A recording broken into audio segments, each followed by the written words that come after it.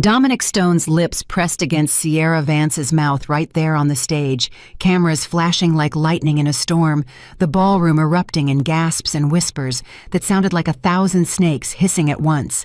His hand cupped her face with the kind of tenderness he'd never shown his wife, his fingers threading through Sierra's blonde hair, while 300 of Charleston's most powerful people watched the CEO of Stone Capital publicly humiliate the woman who'd stood beside him for 12 years.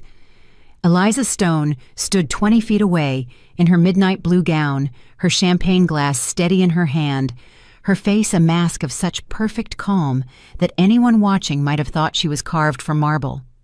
But in her other hand, hidden in the folds of her dress, her phone buzzed 3 times the signal from Arthur Graham that the legal documents had been filed, that the clock had started ticking on Dominic's empire, that everything he thought he owned was about to become hers. Before we dive into this story of betrayal and the most spectacular revenge you'll ever hear, please hit that subscribe button right now and ring the notification bell. I need you to stay with me until the very end of this story, because what Eliza does will blow your mind. And drop a comment telling me what city you're watching from. I want to see how far this story travels across the world. The thing about Dominic Stone that most people didn't understand was that his cruelty wasn't hot-blooded. It wasn't passionate rage or momentary madness. No, Dominic's cruelty was calculated, cold, methodical, the kind that came from a man who'd spent his entire life believing the world existed to serve him. And tonight at the Apex Foundation Gala in the Grand Ballroom of the Charleston Harbor Hotel, Dominic had decided to serve Eliza the ultimate humiliation on a silver platter in front of everyone who mattered. Sierra giggled against his mouth, her laugh high and bright and utterly delighted, and Dominic's hand slid down to the small of her back, pulling her closer. The orchestra had stopped playing. The entire room had gone silent except for the whispers that started soft and then grew louder, spreading like wildfire through the crowd. Eliza took a sip of her champagne. The bubbles burned slightly on her tongue, a tiny sensation of pain that helped her focus. She'd known this was coming. Dominic had been too smug all week, too pleased with himself, checking his phone constantly with that little smirk that meant he was planning something he thought would destroy her. She'd even known about Sierra for 8 months, had hired the private investigator herself, had the photos in a manila folder in her office safe, had watched Dominic sneak out of their house at midnight thinking she was asleep. "Oh my God," someone whispered behind Eliza, a woman's voice dripping with false sympathy and real glee. "Is that his wife right there, the poor thing?" Eliza didn't turn around. She kept her eyes on Dominic, watched him finally break the kiss, watched him whisper something in Sierra's ear that made the younger woman throw her head back and laugh. Sierra was 28, blonde, beautiful in that obvious way that men like Dominic always fell for. She worked in marketing for some startup that Stone Capital had invested in last year. Eliza had reviewed the investment proposal herself, had signed off on the $4 million, had never even seen Sierra's name in any of the documents, because why would she? Dominic handled the day-to-day operations. That was the arrangement. Or at least that's what Dominic believed the arrangement was. The truth was something else entirely. The truth was something Dominic had never bothered to look closely enough to see. Dominic stepped up to the microphone, his arms still around Sierra's waist, and the room somehow got even quieter. Eliza could hear her own heartbeat in her ears, steady and slow, could hear the soft rustle of expensive fabric as 300 people turned to get a better view of the spectacle. "I know this isn't the announcement anyone expected tonight," Dominic said into the microphone, his voice smooth and confident, filling every corner of that massive ballroom. He looked good up there under those lights, Eliza had to admit. Tall and broad-shouldered in his custom Tom Ford tuxedo, his dark hair swept back from his forehead, his smile white and perfect. He looked like exactly what he'd always wanted to be: a titan of industry, a master of the universe, a man who could do whatever he wanted and face no consequences. But I've learned something important recently. Life is too short to live a lie. Someone in the crowd actually gasped. Eliza saw Jonathan Pierce, the chairman of Charleston First Bank, grab his wife's arm, his face shocked.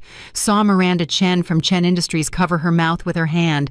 Saw Thomas Bradford, who sat on Stone Capital's board, go pale and reach for his drink. "For too long," Dominic continued, I've been living according to other people's expectations, maintaining a marriage that ended years ago in everything but name, pretending to be something I'm not.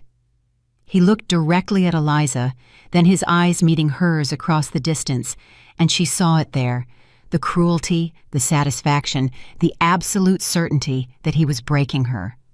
But I've found something real, something honest, something worth fighting for. He pulled Sierra closer, kissed the top of her head.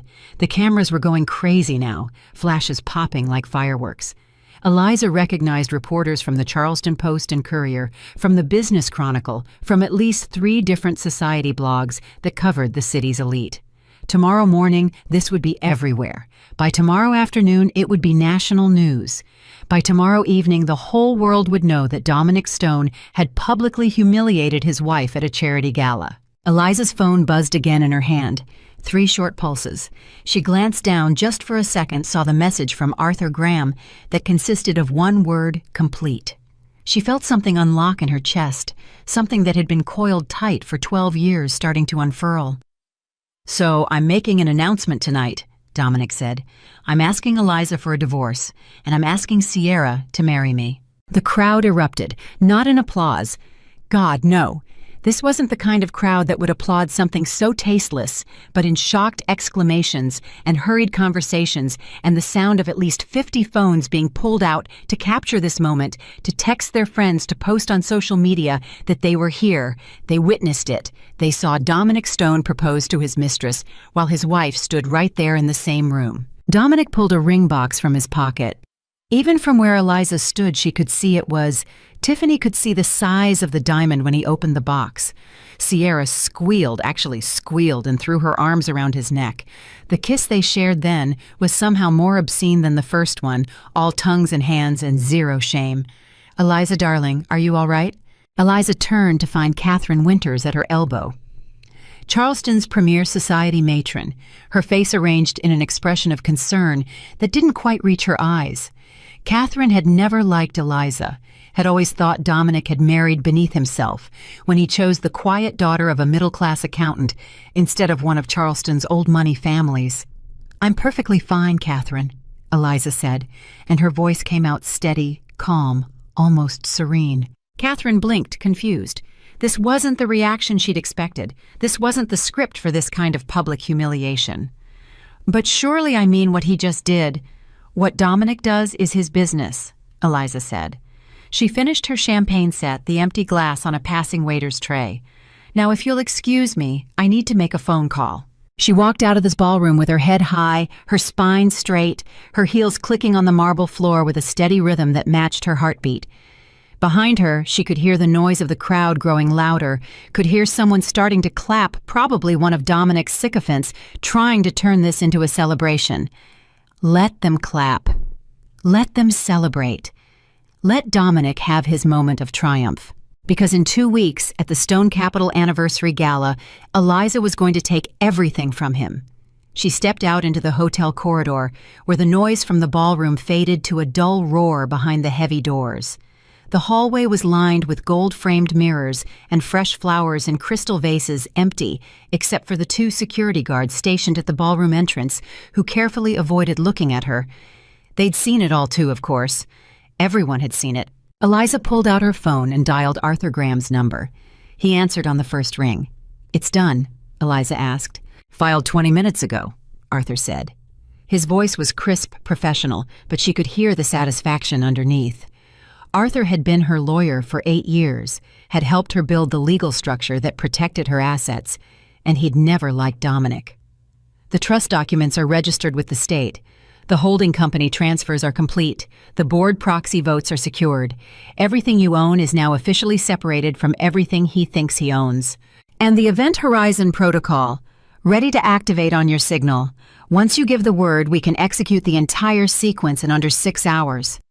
Arthur paused. "Eliza, are you sure about the timing? We could move sooner. After what he just did in there, you'd be justified." "No," Eliza said firmly. "We stick to the plan. 2 weeks, at the anniversary gala. I want him to feel safe first. I want him to think he's won." "He's going to be blindsided." "Good."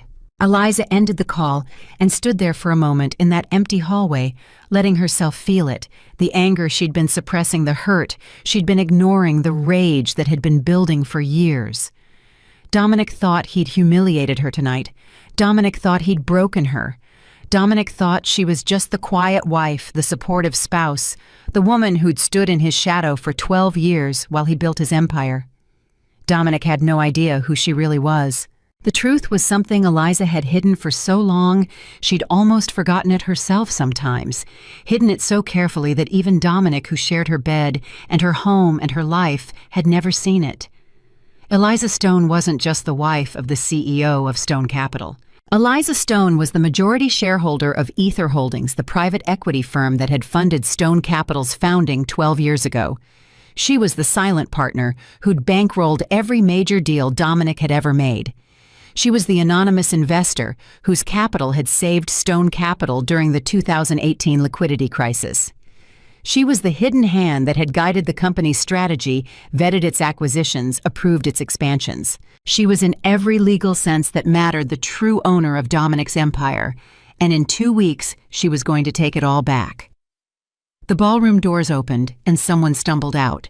Richard Morrison, one of Stone Capital's junior partners, his face flushed with champagne and embarrassment. He saw Eliza and froze. "Mrs. Stone, I'm so sorry," he stammered. "What Mr. Stone did in there, it was—" "It's fine, Richard," Eliza said pleasantly. "Really, I'm fine." Richard looked at her like she'd lost her mind, like the trauma had broken something in her brain. "But everyone saw—" "I know what everyone saw," Eliza said. She smiled at him, a small, calm smile that made Richard take a step back. "Tell me something, Richard. Do you have those projections ready for the anniversary gala presentation? The ones for the Smart City project?" Richard blinked, thrown completely off balance by the change of subject. Yes, ma'am. Mr. Stone wanted them on his desk by Friday." "Good. Make sure they're detailed. Make sure they're accurate. This presentation is very important." Eliza's smile widened slightly. It's going to be the most memorable moment of Dominic's career. She walked past Richard toward the elevator, leaving him standing there confused and uncertain. The elevator doors opened immediately when she pressed the button, the penthouse elevator, the one reserved for VIPs, the one that required a special key card that Eliza had because she was Mrs. Dominic Stone, wife of the CEO, permanent fixture at his side, for 2 more weeks anyway. The elevator rose smoothly toward the penthouse level where the VIP suites were located. Eliza had booked a room for the night, had known she wouldn't want to go home after the gala, wouldn't want to be in that big empty house in the Battery where she'd spent 12 years of her life pretending to be happy. The elevator doors opened onto a private hallway with only 4 doors each, leading to a suite that cost $5,000 a night. Eliza let herself into Suite 4801 and locked the door behind her. The room was beautiful. Floor-to-ceiling windows overlooking Charleston Harbor, antique furniture, worth more than most people's cars, a marble bathroom with a soaking tub big enough for 3 people. She kicked off her heels and walked to the window, looking out at the lights of the city reflected in the dark water. Her phone rang. Not Arthur this time, her personal cell, the number that only a handful of people had. She looked at the screen and saw a name she hadn't expected, Thomas Bradford, Stone Capital's board member, the one who'd gone pale when Dominic made his announcement. "Thomas," Eliza said when she answered. "Eliza, my dear, what Dominic did tonight was unconscionable." Thomas's voice was tight with controlled anger. "As a member of the board, I want you to know that I don't condone—" "It's fine, Thomas. It's not fine. He humiliated you in front of the entire city, in front of reporters. This is going to be a PR nightmare for the company. The board is going to have to—" "Thomas," Eliza's voice was soft but firm, "I need you to do something for me." Silence on the other end of the line. Then, "What do you need?" "At the next board meeting, I need you to support Dominic's proposal for the Smart City project. Vote yes on the budget, yes on the timeline, yes on everything he wants." "Eliza, after what he just did to you, you want me to—" "I want you to trust me," Eliza said. "Can you do that?" Another silence, longer this time. Thomas Bradford had known Eliza for 10 years, had watched her at countless corporate events, had seen her host dinners and attend meetings and support Dominic's business dealings, had always thought of her as sweet quiet, a little mousy maybe, but a good wife, a loyal wife. He had no idea what she was really capable of. "All right," Thomas said finally. "I'll support the proposal, but Eliza, if you're planning something—" "Thank you, Thomas. I'll see you at the anniversary gala." She ended the call before he could ask any more questions. Through the window, she could see a yacht leaving the harbor, its lights bright against the darkness. She wondered if Dominic and Sierra were on it, celebrating drinking champagne, probably having sex in some cabin below deck, while Dominic congratulated himself on finally being free of his boring wife. Let him celebrate. Let him feel victorious. Let him think he'd gotten away with it. In the morning, the photos would be everywhere. Dominic Stone kissing Sierra Vance on stage at the Apex Foundation Gala while his wife watched. Dominic Stone proposing to his mistress at a charity event. Dominic Stone, CEO of Stone Capital, publicly ending his marriage in the most spectacular way possible. The media would have a field day. The society pages would be vicious. The business press would question his judgment. But Dominic wouldn't care, because Dominic never cared what people thought of him. He'd issue some statement about following his heart, about being honest about his feelings, about how sometimes love required courage. He'd weather the scandal because men like Dominic always weathered scandals. He'd take a hit to his reputation, and his company's stock price would probably dip for a few days, but then everything would settle down and he'd move on with his beautiful new fiancée and his empire intact. Except his empire wasn't intact. His empire was built on sand. And Eliza was about to wash it all away. Her phone buzzed with a text message. This one was from her sister Rebecca, who lived in Boston and who'd clearly seen the news already because the internet moved at the speed of light when it came to scandals. "Oh my God, Eliza, are you okay? I'm calling you right now." The phone rang a second later. Eliza answered. "Becca, what the actual fuck?" Rebecca's voice was loud enough that Eliza had to hold the phone away from her ear. "Did Dominic really? Did he actually? Oh my God, Eliza, the video is everywhere. It's trending on Twitter. People are calling him the biggest asshole in America. Are you? Where are you? Do you need me to come down there? I can be on a plane in an hour. I swear to God, I will kill him." "Becca, breathe," Eliza said calmly. "Don't tell me to breathe, that bastard just in front of everyone. I can't even—" Rebecca made a sound like a kettle boiling over. "Tell me you're leaving him. Tell me you're taking him for everything he's got. Tell me you're going to destroy him." "I'm going to destroy him," Eliza said. Silence. Then, "What?" "I'm going to destroy him," Eliza repeated. Her voice was still calm, still steady, but there was steel underneath now. "In 2 weeks at the Stone Capital Anniversary Gala, I'm going to take everything he thinks he owns, and I'm going to burn his world to the ground." "Oh my God," Rebecca whispered. "You're serious." "I've never been more serious about anything in my life." "What? How, Eliza, what are you talking about?" Eliza smiled at her reflection in the window. "Do you remember when Mom died, when I inherited her estate, and you thought I'd spent all the money paying off Dominic's business debts? Yeah, you said wait, you didn't spend it on his debts?" "I invested it," Eliza said. "I created a holding company called Ether Holdings, and I invested in a promising young CEO named Dominic Stone, who needed capital to start his own firm. I gave him $4 million in seed money. In return, I got 70% equity in Stone Capital." Rebecca made a sound like she'd been punched. 70%. Dominic doesn't know.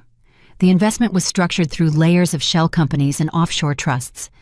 As far as he's aware, Stone Capital is his company. His name is on the door. His face is in the media. His ego runs the show. Eliza's smile grew wider. "But legally, contractually, irrevocably, I own it. I've always owned it. For 12 years, I've let him play CEO while I controlled everything from the shadows." "Holy shit," Rebecca breathed. "For 12 years, every major decision went through me first. Every acquisition, every expansion, every investment, I approved all of it. Dominic thought he was running the company, but he was really just executing my strategy." Eliza turned away from the window and walked to the minibar, pulled out a bottle of champagne. "And now he's humiliated me in public. He's proposed to another woman while we're still married. He's made it very clear that he thinks I'm disposable. So what are you going to do?" Eliza popped the champagne cork. It made a satisfying sound like a small gunshot. I'm going to activate something called the Event Horizon Protocol.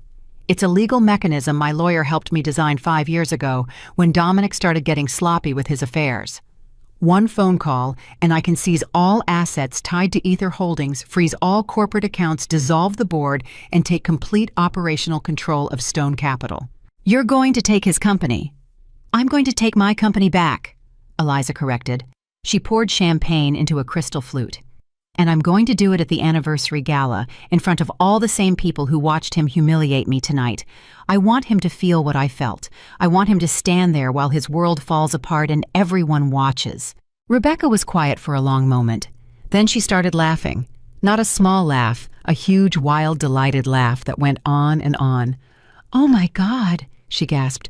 "Oh my God, Eliza, you've been planning this." "Not exactly. I've been preparing for the possibility. I always knew Dominic might leave me eventually. Men like him usually do." Eliza took a sip of champagne. "But I never thought he'd be stupid enough to do it like this. In public. On camera. With witnesses. He's handed me the perfect moment for revenge on a silver platter."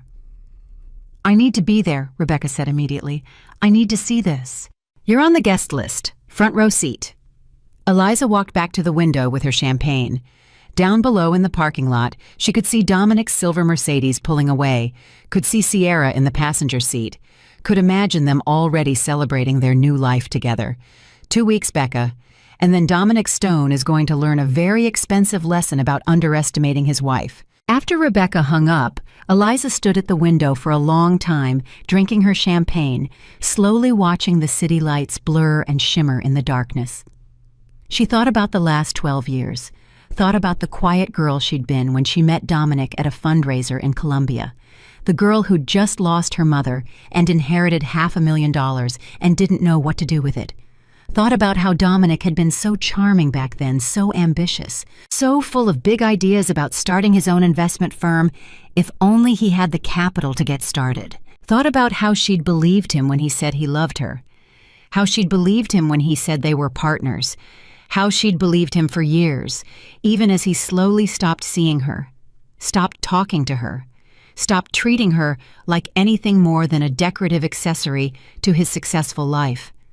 The girl she'd been 12 years ago would have been destroyed by what happened tonight, would have cried and broken down and let Dominic's cruelty define her.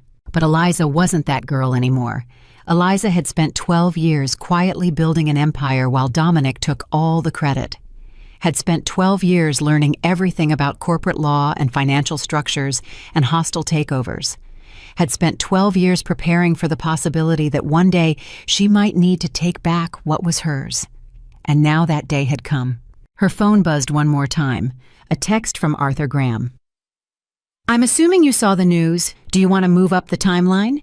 Eliza typed back, "No, 2 weeks. I want him comfortable. I want him confident. I want him completely blindsided." Arthur's response came immediately. "You're going to be magnificent." Eliza smiled and finished her champagne. Through the window, Charleston spread out before her like a game board, all the pieces in their places, all the players thinking they knew the rules. But the rules were about to change. The game was about to change. And when it did, Dominic Stone was going to learn that the quiet wife he'd ignored for 12 years was the most dangerous player on the board. The photographs hit the internet before Eliza even made it back to her hotel suite. By the time she'd kicked off her heels and poured her second glass of champagne, Dominic Stone's face was plastered across every major news outlet in the country. TMZ had the story up within 15 minutes with the headline, "Billionaire CEO Dumps Wife for Mistress at Charity Gala." The New York Times business section sent out a breaking news alert. CNN ran a segment with legal analysts debating whether shareholders could sue Dominic for creating a PR disaster. Eliza sat on the edge of the hotel bed and watched it all unfold on her laptop, clicking through article after article, her face expressionless.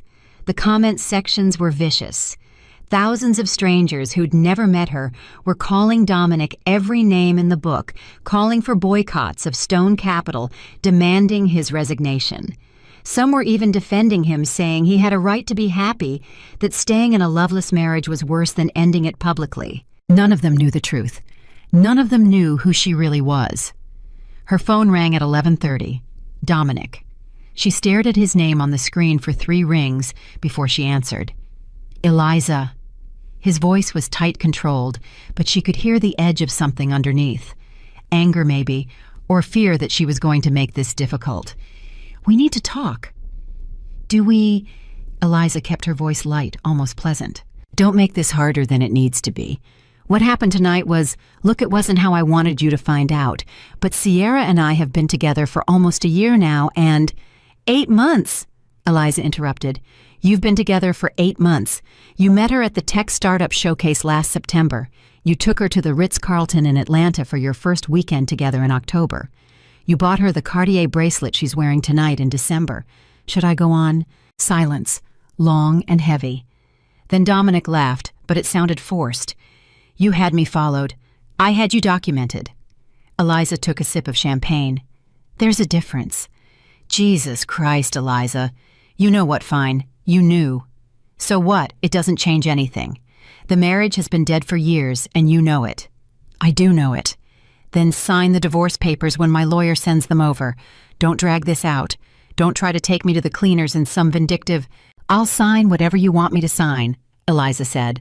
Her voice was so calm, it was almost eerie. Send the papers. I'll have them back to you within 24 hours. Another silence. Dominic had clearly been prepared for a fight, for tears, for threats. This wasn't the script. You will? Of course. Why would I want to stay married to a man who just publicly humiliated me in front of 300 people? Sign the papers, Dominic. Move on with Sierra. Be happy. I okay? Good. Dominic sounded relieved and confused at the same time. That's mature of you, Eliza. Really. I appreciate that you're being reasonable about this. Oh, I'm very reasonable, Eliza said. I'll see you at the office tomorrow.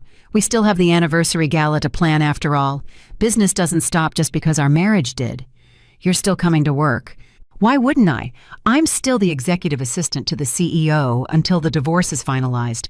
We have responsibilities, Dominic. The Smart City project presentation is in 2 weeks. That's more important than our personal drama. Dominic actually laughed, sounding genuinely pleased now. You're amazing, you know that most women would be, well, never mind what most women would do. But you've always been different, Eliza. Always so calm, so professional. Always so convenient, Eliza said softly. What? Nothing. Good night, Dominic. She hung up before he could respond and sat there staring at her phone. Dominic thought she was being mature. Dominic thought she was being professional. Dominic thought she was making this easy for him because that's what she'd always done. Made things easy for Dominic, smoothed over his problems, supported his ambitions, stayed in the background while he took center stage. Dominic was an idiot. Her phone buzzed with a text from Arthur Graham. Did he call? Yes, he thinks I'm going to sign the divorce papers without a fight. Are you? Of course. Let him think this is going to be simple. Let him think he's getting away clean. You're diabolical. I love it. Eliza smiled and set down her phone.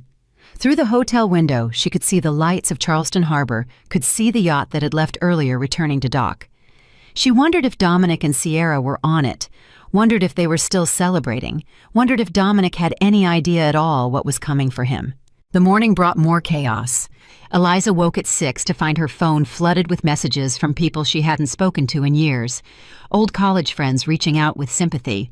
Former co-workers expressing shock. Distant relatives she'd forgotten existed, suddenly very concerned about her well-being. She deleted most of them without reading past the first line. At 7, she showered and dressed in a charcoal gray suit that was professional and understated.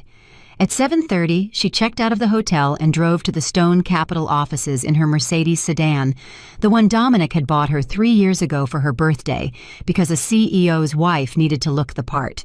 She parked in her usual spot in the executive garage and took the private elevator up to the 40th floor.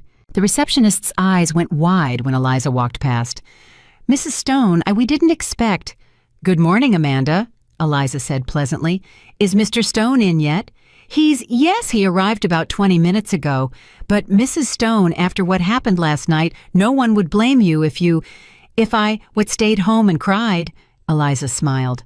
I have work to do, Amanda. The anniversary gala is in 13 days, and there are still a dozen details that need finalizing. She walked past Amanda's desk and down the hallway toward Dominic's corner office, aware of every head turning to watch her, aware of every whispered conversation that stopped when she got close. The whole office had seen the news by now. The whole city had seen it. But Eliza walked with her head high and her face serene, like nothing at all had happened. Dominic's door was closed. She knocked twice and opened it without waiting for permission. Dominic was on the phone, his feet up on his desk, laughing at something the person on the other end had said. When he saw Eliza, he froze mid-laugh. "Yeah, listen, I've got to go. We'll talk later."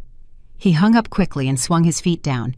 "Eliza, I didn't think you'd actually come in today." "Why wouldn't I?" Eliza closed the door behind her and walked to the chair across from his desk.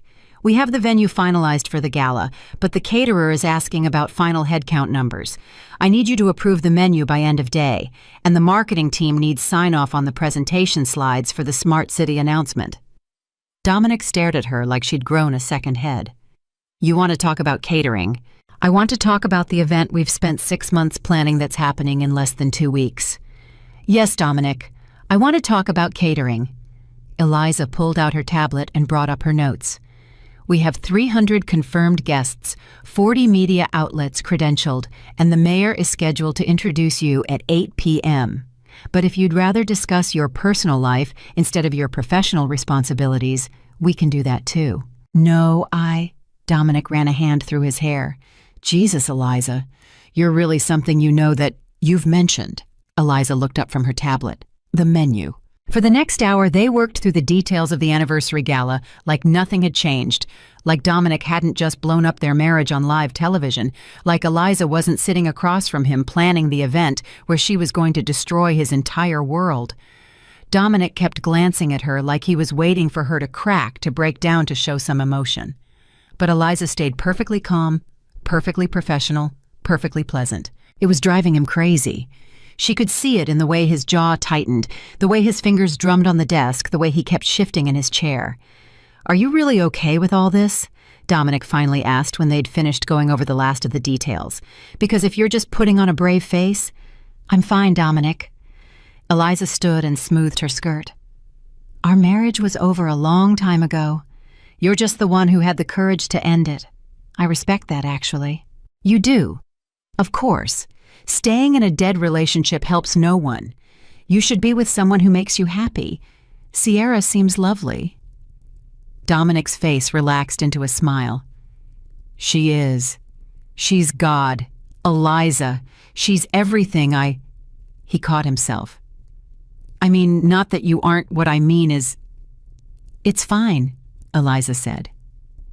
"I understand. I'll have these approvals processed by end of day. The printer needs the final materials by Friday for the programs." She walked out before Dominic could say anything else and made it all the way to her own office before she let herself exhale. Her office was smaller than Dominic's, tucked away at the end of the hall where executive assistants lived. She closed the door and leaned against it, her heart pounding so hard she could hear it in her ears. 13 more days. She just had to maintain this facade for 13 more days. Her phone buzzed. "Arthur Graham. How did it go?" "He bought it completely. He thinks I'm being mature and professional." "You're the best actress I've ever seen." "I'm not acting," Eliza typed back. "I am being professional. I'm a professional who's about to commit corporate murder." The next week was surreal. Eliza went to work every day, sat in meetings, coordinated with vendors, finalized details for the gala. Dominic treated her with careful politeness, like she was a bomb that might explode if he handled her wrong. Sierra started showing up at the office, hanging on Dominic's arm, flashing her enormous engagement ring at anyone who looked. The staff didn't know how to react. Some avoided Eliza's eyes. Some offered awkward sympathy. Some pretended nothing had changed at all. Through it all, Eliza smiled and worked and planned. And every night she went home to the house in the Battery and sat in her study, making phone calls to Arthur, going over the details of the Event Horizon protocol one more time, making sure every piece was in place. On day 6, Thomas Bradford called her. "Eliza, the board meeting is tomorrow. You're sure you want me to vote yes on the Smart City project?" "Positive. Dominic needs to feel confident. He needs to believe everything is going his way." The budget for this project is enormous, $200 million. If you're planning what I think you're planning, trust me, Thomas. I do. That's what worries me. But he agreed to vote yes. On day 8, Eliza had lunch with Catherine Winters at the Charleston Yacht Club. Catherine spent the entire meal fishing for gossip, trying to figure out how Eliza was really handling the scandal. You seem remarkably composed, dear. If my husband had done what Dominic did, I would have taken him for everything he had. Would you?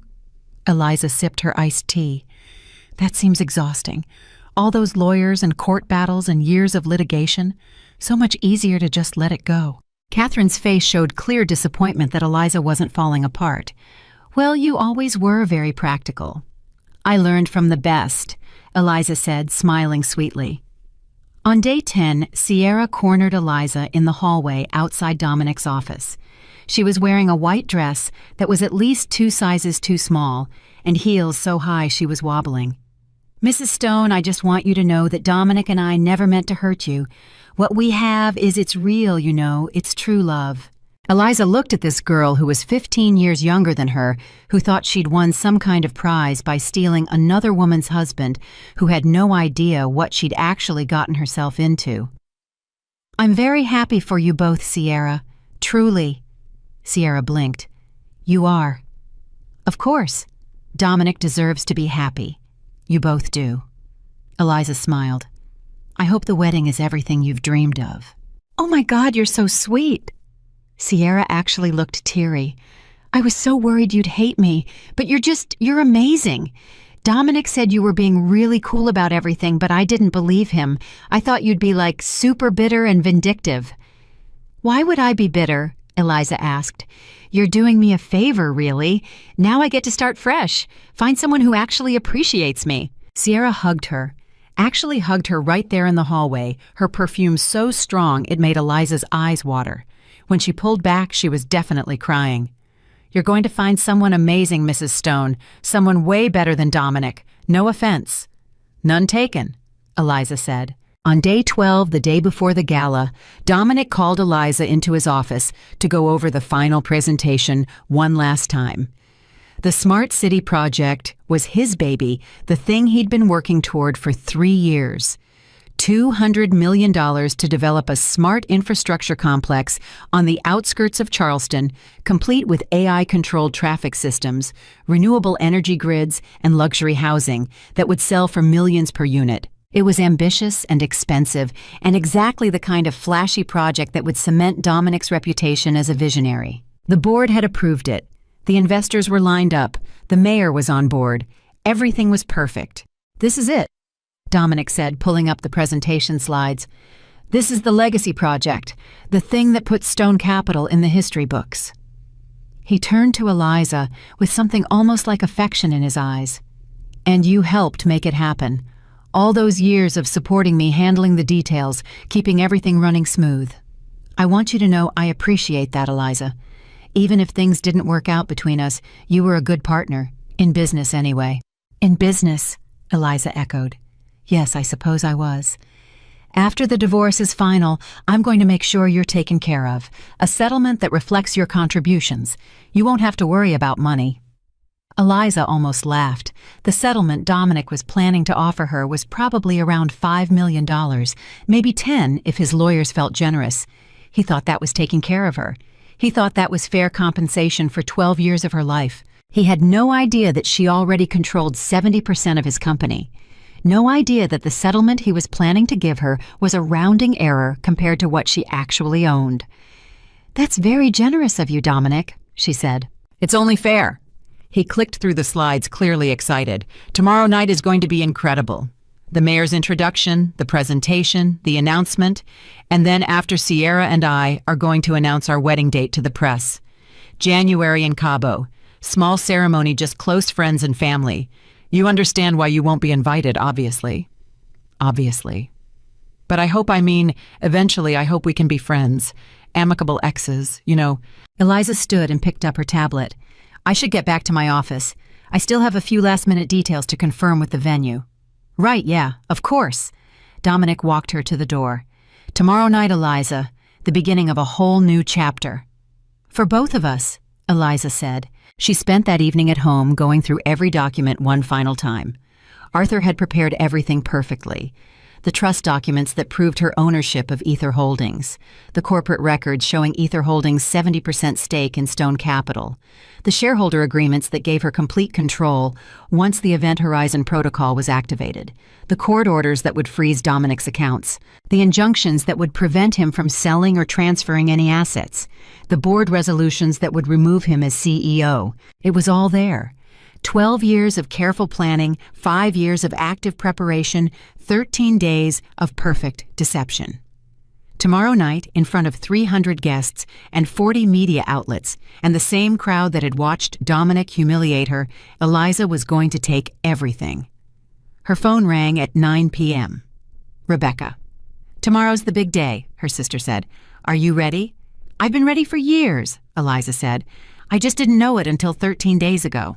"What if something goes wrong? What if Dominic finds out early? What if nothing will go wrong? Dominic is so focused on his presentation he can't see anything else.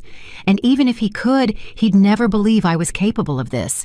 To him, I'm just the quiet wife, the supportive assistant, the woman who makes his life easier." "You're going to blow his mind." "I'm going to end his career," Eliza corrected. "There's a difference." That night, Eliza didn't sleep. She lay in bed, staring at the ceiling, going over every detail in her mind, checking for holes, looking for problems. But there weren't any. The plan was airtight. Arthur had seen to that. By midnight tomorrow, Dominic would have nothing. No company, no money, no power, no reputation.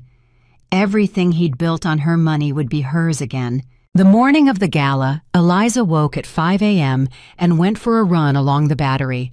The sun was just starting to rise over Charleston Harbor, painting the sky pink and gold.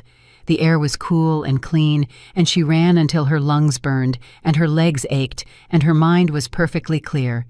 At 9, she met Arthur at his office downtown. He had all the final documents ready in a leather briefcase. "Once you give the signal, I activate the protocol," Arthur said. "Court orders go into effect immediately. Asset freezes happen within minutes. Board resolutions are filed within the hour. By the time Dominic understands what's happening, it will all be over." "What's my exposure?" Eliza asked. "Can he sue me? Can he claim fraud or—" "Everything we've done is completely legal. Ether Holdings has owned 70% of Stone Capital since day one. The corporate structure has been properly maintained and documented. You have every right to exercise your controlling interest at any time. Dominic's lawyers will try to fight it, but they won't have a leg to stand on." Arthur smiled. "You're bulletproof." "Good." At noon, Eliza went to the salon and had her hair and makeup done. She'd chosen a dress for tonight that was nothing like the clothes she usually wore. Not understated, not quiet, not designed to blend into the background. This dress was crimson red, cut low in the front, fitted to her body, like it had been sewn onto her. When she put it on that evening and looked at herself in the mirror, she barely recognized the woman looking back. This woman looked powerful. This woman looked dangerous. This woman looked like someone who owned an empire. At 6 p.m., a car picked her up and drove her to the grand ballroom at the Charleston Harbor Hotel, the same venue where Dominic had humiliated her 13 days ago. Eliza walked in through the main entrance with her head high, and every person in that lobby turned to stare. Catherine Winters actually gasped. "Eliza, that dress, you look different." Eliza smiled. "Devastating," Catherine said. The ballroom was already half full, guests arriving in their tuxedos and gowns, servers circulating with champagne and hors d'oeuvres. Eliza accepted a glass of champagne and walked through the crowd, aware of every whisper that followed her, every conversation that stopped when she passed. People didn't know how to react to her. The humiliated wife was supposed to stay home. The humiliated wife was supposed to hide. The humiliated wife wasn't supposed to show up looking like a weapon. Dominic was on the far side of the room with Sierra, surrounded by a group of investors. When he saw Eliza, he literally choked on his drink. Sierra turned, and her mouth fell open. Eliza walked straight toward them. The crowd parted to let her through. "Eliza," Dominic managed, that dress, do you like it?" Eliza did a small turn. "I thought tonight called for something special." "You look amazing," Sierra blurted out. Then she seemed to realize how that sounded and turned bright red. I mean, not that you don't usually look nice, but thank you, Sierra. Eliza smiled at her. You look lovely, too. The mayor arrived at 7:30. At 7:45, the lights dimmed and everyone took their seats. Eliza sat in the front row, same seat she'd sat in 13 days ago, same position where she'd stood and watched Dominic kiss another woman. Dominic was backstage preparing for his presentation. Sierra sat 3 rows back with some of Dominic's junior partners. At 8 p.m. exactly, the mayor walked onto the stage and the room fell silent. Ladies and gentlemen, thank you for being here tonight to celebrate 15 years of Stone Capital and the vision of its remarkable founder and CEO, Dominic Stone. Polite applause. Eliza didn't clap. She sat perfectly still, her phone in her hand under the table, waiting. The mayor went on for 5 minutes about Dominic's accomplishments, his vision, his leadership. Then Dominic walked onto the stage and the applause grew louder.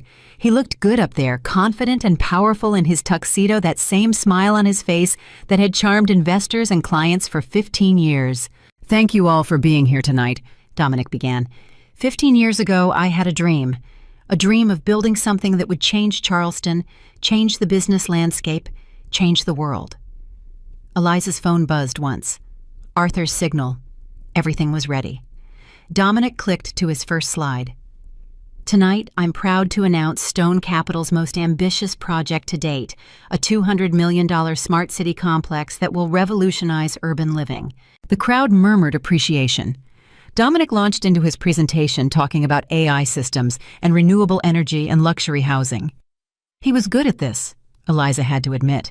Good at selling the vision, good at making people believe. He talked for 20 minutes, building to his conclusion, his voice growing more passionate, more excited. This project represents everything Stone Capital stands for: innovation, vision, the courage to build something extraordinary. The final slide appeared on the screen behind him, an artist's rendering of the smart city complex, glass and steel and green spaces looking like something out of a science fiction movie. And I'm proud to announce that construction begins next month, Dominic said. This is my legacy. This is... Eliza stood up. The movement was so unexpected, so out of place, that people actually gasped. All eyes turned to her. Dominic stopped mid-sentence, staring at her with confusion and the first flicker of concern. I'm sorry to interrupt, Eliza said. Her voice was calm, clear, loud enough to carry through the ballroom without a microphone. But there's something I need to say. Dominic's face went through 3 different expressions in 2 seconds. Confusion first, then annoyance, then something that looked almost like fear, before he covered it with a smile. Eliza, this really isn't the time. Actually, it's the perfect time. Eliza walked toward the stage, her heels clicking on the marble floor, every eye in the room following her movement. You're talking about your legacy, about what you've built, about Stone Capital's future. I think everyone here deserves to know the truth about all of that. The room had gone completely silent. Not a whisper, not a cough, not even the sound of breathing. 300 people frozen in their seats, watching Eliza Stone walk toward the stage where her husband stood looking like he'd been punched in the stomach. Eliza, please. Dominic's voice was tight, now controlled, but she could hear the edge underneath. Whatever you're upset about, we can discuss it in private. This is a professional event. I agree completely. This is a professional event, a business event. So let's talk about business. Eliza reached the stage and climbed the 3 steps to stand beside Dominic. Up close, she could see a vein pulsing in his temple, could see his jaw clenched so tight it looked painful. Tell me something, Dominic. When you started Stone Capital 15 years ago, where did you get the initial funding? Dominic's eyes darted to the crowd, then back to her. That's not everyone knows I secured private investment. From whom? Multiple sources, angel investors, venture capital, the standard funding structure for any startup. Dominic forced a laugh. I don't understand what this has to do with... The initial investment was $4 million, Eliza said. Her voice was still calm, still pleasant, like she was discussing the weather. $4 million that allowed you to rent office space, hire staff, and pitch your first clients. Where exactly did that $4 million come from? The vein in Dominic's temple was pulsing faster now. In the audience, Eliza saw Thomas Bradford lean forward in his seat, his eyes sharp and focused. saw Jonathan Pierce whisper something to his wife, saw Sierra looking confused and uncomfortable 3 rows back. "Private investors," Dominic repeated. "As I said." "You're right that it was a private investor," Eliza said. "Singular. One investor who provided the entire $4 million in seed capital. One investor who structured the deal through a holding company to maintain anonymity. One investor who has been funding your expansion, your acquisitions, your growth for 15 years. She turned to face the audience. That investor was me. The room exploded, not in applause or gasps, but in a wave of shocked exclamations and urgent whispers that crashed over the ballroom like a tsunami. Dominic grabbed Eliza's arm, his fingers digging in hard enough to bruise. "What the hell are you doing?" "Telling the truth." Eliza pulled her arm free. "You wanted to talk about your legacy tonight. I think we should be accurate about whose legacy it actually is." "You're insane," Dominic hissed. "You gave me some money early on, fine, I'll acknowledge that, but to claim you, I didn't give you some money." Eliza pulled her phone from her clutch and tapped the screen. Behind Dominic, the presentation display changed. His smart city rendering disappeared, replaced by a legal document. "I invested $4 million through a holding company called Ether Holdings. In exchange, I received 70% equity in Stone Capital." The room went silent again. Dominic turned to look at the screen and went white. "That's your lying. That document is fake. I own Stone Capital. I founded it. My name is on everything." "Your name is on the door," Eliza agreed. "Your face is in the media. But legally, contractually, irrevocably, I own 70% of this company. I have owned it since day one. Every major decision you've made for 15 years has been approved by me first. Every acquisition, every expansion, every investment. You thought you were running the show, Dominic, but you were always just the front man." Thomas Bradford stood up. "Is this true, Eliza? Do you actually—" "It's completely true." Eliza swiped to the next document. A corporate structure chart appeared on the screen showing Ether Holdings at the top, Stone Capital below it, and a web of subsidiary companies spreading out beneath. "Ether Holdings controls 70% of Stone Capital. I control 100% of Ether Holdings. Therefore, I control Stone Capital. The math is simple." Dominic was shaking his head, backing away from her like she was radioactive. No, this is some kind of trick. You're trying to— I don't know what you're trying to do, but it won't work. My lawyers will—" "Your lawyers already know." Arthur Graham stood up from his seat in the 3rd row. "Good evening, everyone. I'm Arthur Graham, Mrs. Stone's attorney.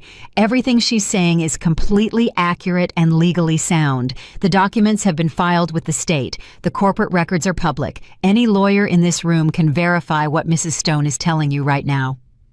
Miranda Chen stood up, pulling out her phone. "I'm calling my corporate counsel. If what you're saying is true—" "It's true," Eliza said.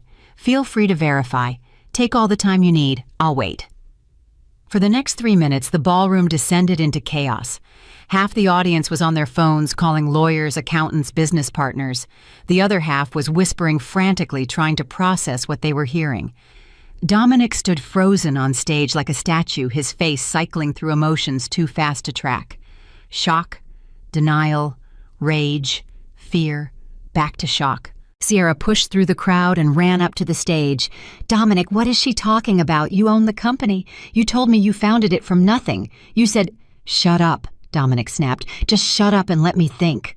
Sierra recoiled like he'd slapped her. Tears filled her eyes immediately. "Don't talk to me like that. I'm trying to help." "You can't help. No one can help. She's—" Dominic spun to face Eliza. "Even if what you're saying is true, even if you do own 70%, you can't just take over. There are procedures, board votes, shareholder meetings. You can't walk in here and—" "I'm not taking over," Eliza said softly. "I already own it. I've always owned it. I'm just making that fact public now." She nodded to Arthur, who pulled a stack of papers from his briefcase and walked onto the stage. "These are court orders filed this afternoon," Arthur said, holding up the documents. "Asset freezes on all accounts tied to Dominic Stone personally. Injunctions preventing the sale or transfer of any Stone Capital assets without majority shareholder approval. And board resolutions removing Dominic Stone as CEO, effective immediately." The room went silent again. Dominic snatched the papers from Arthur's hands and started reading, his eyes moving faster and faster down the pages. You can't, the board hasn't voted on this. You can't remove me without a vote. The board already voted, Thomas Bradford said. He stood up slowly, his face grave. 3 days ago, emergency session. Mrs. Stone called us and explained the situation. Explained what she was planning to do tonight. We voted unanimously to support her decision. Dominic's head snapped toward Thomas. You voted to, you bastard. I brought you onto this board. I made you. You made me nothing, Thomas said coldly. Mrs. Stone made me. Mrs. Stone approved my appointment. I serve at her pleasure, not yours. All of you. Dominic looked around the room wildly. You all knew about this. One by one, the other board members stood. Jonathan Pierce, Miranda Chen, Robert Williams, Sarah Martinez, all 5 of them standing in silent solidarity with Eliza. We all knew, Sarah Martinez said. Mrs. Stone briefed us fully, showed us the documents, explained the corporate structure. We had our lawyers verify everything. It's all legitimate, Dominic. She owns the company. She always has. Dominic turned back to Eliza, and for the first time since she'd known him, he looked genuinely lost. Why, if you owned the company all along, why let me think I was in charge? Why spend 15 years pretending? Because I loved you, Eliza said simply. When we got married, I thought we were partners. I thought we were building something together. I didn't need the credit or the glory. I was happy to let you be the face of the company while I worked behind the scenes. I thought that was what marriage was, supporting each other, building together. She paused. But then you started treating me like I was invisible, like I was just some accessory to your success. And then you humiliated me in front of 300 people at the Apex Foundation Gala. You kissed your mistress on stage while I stood there watching. You proposed to her while we were still married. Yeah. I apologized for that, Dominic said desperately. I said I was sorry it happened that way. No, you didn't. You never apologized. You called me and told me to sign divorce papers and said you'd give me a settlement, like I was an employee you were letting go. Eliza's voice was still calm, but there was steel underneath now. You offered me $5 million, Dominic. $5 million for 12 years of my life and my $4 million investment. Do you know what that investment is worth now? Dominic said nothing. His face had gone gray. $1.2 billion, Eliza said. That's the current valuation of my 70% stake in Stone Capital. You were going to give me $5 million and keep $1.2 billion. You were going to pay me less than 0.5% of what I actually own. Someone in the audience laughed. It was a short, sharp sound, quickly stifled, but it broke something in Dominic. His face flushed red and his hands clenched into fists. You vindictive bitch. This is all because I fell in love with someone else, because I had the guts to end a dead marriage. You're going to destroy everything I've built out of spite. I'm not destroying anything you built, Eliza said, because you didn't build it. I built it. With my money, my strategy, my decisions. You were just the spokesperson, and now I'm taking my company back. You can't run this company. You're an assistant. You make coffee and schedule meetings. You have no idea how to... I have a master's in business administration from Wharton, Eliza said. I graduated top of my class. I specialized in corporate finance and merger acquisition strategy. Before I married you, I worked for Goldman Sachs in their private equity division. I know exactly how to run this company because I've been running it from the shadows for 15 years while you took credit for my work. Dominic opened his mouth and closed it again. Opened it again. No sound came out. Eliza turned to address the full audience. Effective immediately, Stone Capital is being rebranded as Sterling Innovations. The corporate structure remains the same, but the leadership is changing. I'll be taking over as CEO. The board will remain intact with one addition. My sister Rebecca Stone will be joining as Chief Operating Officer. All current projects will be reviewed and either continued or terminated based on their merit and social value. What about the Smart City project? Someone called out. Eliza recognized David Park, one of the lead investors. We've committed $200 million to that development. The Smart City project is being redesigned, Eliza said. The current plan is a vanity project designed to build luxury housing that 99% of Charleston residents could never afford. We're going to pivot to affordable housing with smart infrastructure. Community-focused, not wealth-focused. If that doesn't align with your investment goals, you're welcome to divest. David Park sat down slowly, looking stunned. Next to him, another investor stood up. "Mrs. Stone, with all due respect, you're talking about completely changing the company's direction. Our contracts—" "Your contracts are with Stone Capital, which I control," Eliza said. "I'll honor the terms, but the vision is changing. This company was built on my money and my mother's legacy. She was a community organizer who spent her life fighting for affordable housing. I'm going to make sure her money does what she would have wanted it to do. Build something that actually helps people, not just something that makes rich men richer." She looked at Dominic, who was still standing there like someone had hit him with a cattle prod. "You wanted to build monuments to yourself. I'm going to build something that matters." Dominic finally found his voice. "You'll destroy the company. Investors will pull out. Clients will leave. You're throwing away billions of dollars to make some kind of political statement." "I'm making a moral choice," Eliza corrected. "And if investors don't like it, there are plenty of other companies they can invest in. Sterling Innovations is going to operate according to my values now, not yours." Sierra was crying openly now, mascara running down her face in black streaks. "This is insane. You're insane. You can't just Dominic do something. Call your lawyers, fight this." "With what money?" Arthur Graham said mildly. "As of 3 hours ago, all of Mr. Stone's bank accounts have been frozen pending the resolution of his employment status with Sterling Innovations. He has no access to corporate funds, no access to company credit cards, no access to the corporate apartment or the company vehicles. As far as Sterling Innovations is concerned, Dominic Stone is unemployed as of right now." Dominic lunged at Arthur. Security guards materialized from somewhere and grabbed his arms, pulling him back. Dominic fought against them, his face twisted with rage. "You can't do this. I'll sue you. I'll take you to court. I'll fight you for years." "With what legal team?" Eliza asked. "Your lawyers are paid by the company, my company.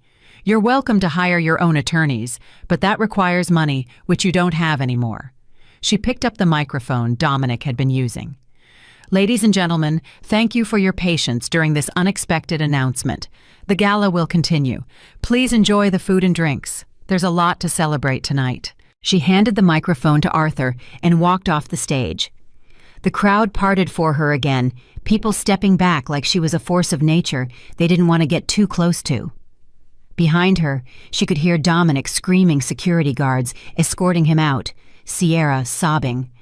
Catherine Winters was standing by the bar, her champagne glass frozen halfway to her mouth. Eliza walked up to her and smiled. "Still think I'm being too practical, Catherine." Catherine just stared at her, speechless for perhaps the first time in her life. Rebecca appeared at Eliza's elbow, grinning like a maniac. "Oh my God! Oh my God! That was the most incredible thing I've ever seen! Did you see his face? Did you see—" "I saw," Eliza said. She was shaking slightly, adrenaline coursing through her veins, making her feel lightheaded and powerful at the same time. "You did it," Rebecca said. "You actually did it. You took everything from him in front of everyone." "No," Eliza said softly. "I took back what was always mine. There's a difference." The rest of the evening was a blur. Investors cornered Eliza, demanding clarification on her plans. Board members pulled her aside for hushed conversations. Reporters tried to get statements. Through it all, Eliza stayed calm, stayed professional, explained her vision for Sterling Innovations over and over until her voice was hoarse. At 11 p.m., she finally escaped to the hotel balcony where the air was cool and quiet. She stood looking out over Charleston Harbor, the same view she'd had from her hotel room 13 nights ago, and let herself finally feel it. The satisfaction, the vindication, the absolute certainty that she'd done the right thing. Her phone buzzed, a text from an unknown number. She opened it and saw a message from Dominic. "I hope you're happy. You've destroyed everything. Not just me, but the company, the employees, all the people who depended on Stone Capital. This is your legacy now, destruction." Eliza typed back, "No, your legacy is humiliation and betrayal. Mine is taking back what you stole and using it to build something worth building. We were never the same, Dominic. You just finally figured that out." She blocked his number and dropped her phone back in her clutch.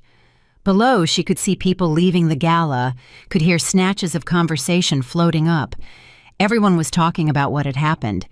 Everyone was trying to process it. By tomorrow morning, it would be the biggest business story in the country. By tomorrow afternoon, international news. The woman who took back her empire, the wife who owned it all along. Arthur joined her on the balcony. "How are you feeling?" "Tired," Eliza admitted. "Relieved, terrified." "Terrified? I just took over a billion-dollar company in front of 300 witnesses and told all our investors I'm changing everything." Eliza laughed shakily. "What if I'm wrong? What if I can't actually do this?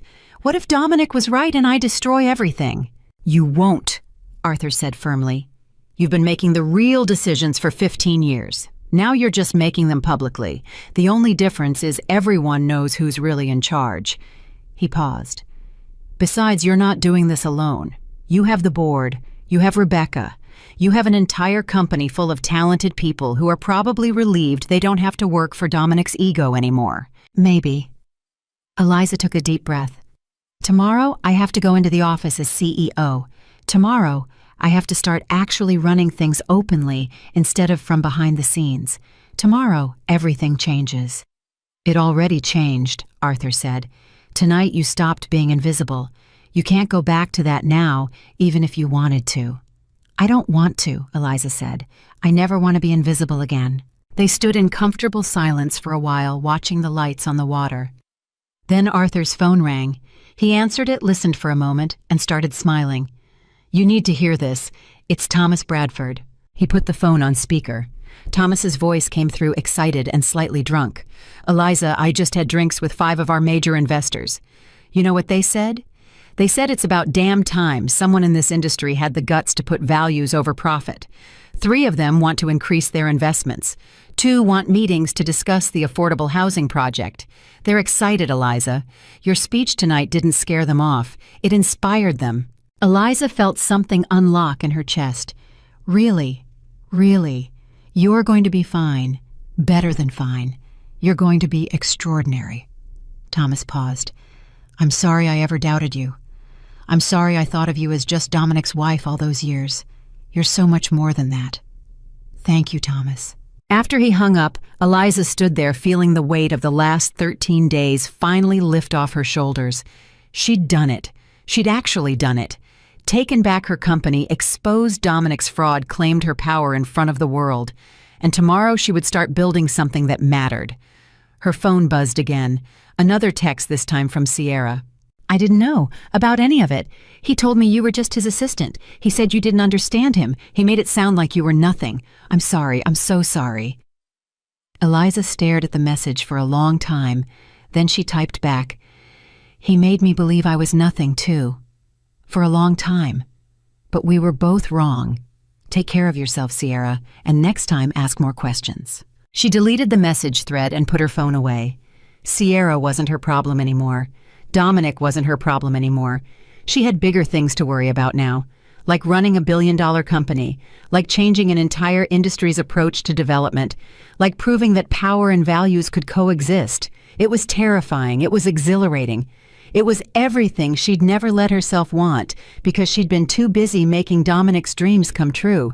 But now his dreams were over, and hers were just beginning. The morning sun hit Eliza's face at 6:15, and she woke with her heart already racing. For 3 seconds, she didn't remember where she was or what had happened. Then it all came flooding back, and she sat up in bed, reaching for her phone on the nightstand. 47 missed calls, 132 text messages. Her email inbox had over 300 unread messages, and the number was climbing as she watched. The media storm had hit exactly as predicted, except somehow worse, bigger, louder than even Arthur had anticipated. She scrolled through the headlines on her phone with shaking hands. Wall Street Journal, "Silent Wife Reveals She Owned Empire All Along."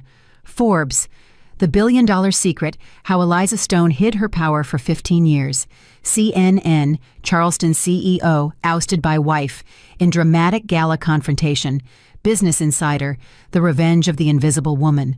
There were videos everywhere. Someone had recorded the entire confrontation on their phone and uploaded it to YouTube, where it already had 2 million views.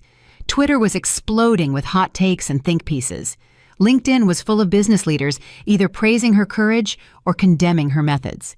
The stock market hadn't opened yet, but futures trading showed Sterling Innovations stock fluctuating wildly, investors uncertain whether this was brilliant leadership or corporate chaos. Her phone rang. "Rebecca, have you seen the news?" Rebecca's voice was breathless, excited. "Eliza, you're everywhere. Every single outlet is covering this. They're calling it the business story of the decade." "I know. I'm looking at it now." Eliza scrolled past an article, analyzing her corporate strategy, another dissecting her marriage, a third speculating about what would happen to Dominic. "Becca, what if I made a mistake? What if I moved too fast? What if—" "Stop. You didn't make a mistake. You did what you had to do." Rebecca paused. "Although I will say the timing was pretty dramatic. You couldn't have just called a board meeting. Where's the fun in that?" Eliza said, and was surprised to hear herself laugh. Actual laughter, not the polite fake kind she'd perfected over 12 years of playing Dominic's wife. "That's my sister." Rebecca's smile was audible through the phone. "Listen, I'm getting on a plane in 2 hours. I'll be in Charleston by noon. We need to start planning the transition. There's about 1,000,000 things that need to happen in the next 48 hours. "I know.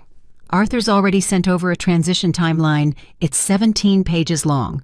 "Of course it is. He's thorough, if nothing else." Rebecca hesitated. "Have you heard from Dominic A.? He texted last night. I blocked him." Eliza got out of bed and walked to the window. Her house in the Battery looked the same as always, the morning light soft on the old brick and wrought iron. But everything felt different. She felt different. "He's not my problem anymore, Becca. Let him figure out his own life for once."